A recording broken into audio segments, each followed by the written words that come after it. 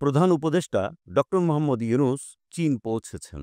বুধবার বাংলাদেশ সময় বিকেল 4:15টায় প্রধান উপদেষ্টা ও তার সফরসঙ্গীদের বহন করা উড়োজাহাজটি হাইনানের কিয়ংঘাই বোয়াও আন্তর্জাতিক বিমানবন্দরে অবতরণ করে।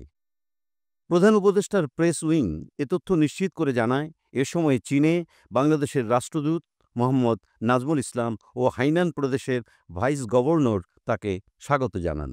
এর আগে 4 দিনের সফরে সকালে চীনের উদ্দেশ্যে ঢাকা ছাড়েন ডক্টর মোহাম্মদ ইউনূস।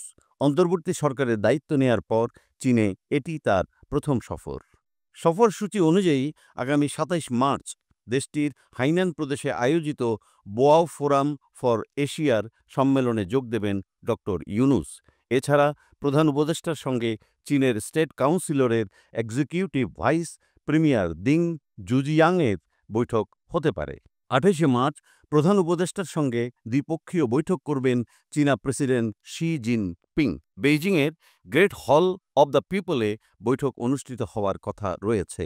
একই দিন হুয়াওয়ে কোম্পানির উচ্চ প্রযুক্তিসম্পন্ন এন্টারপ্রাইজ পরিদর্শন করবেন ডক্টর ইউনূস।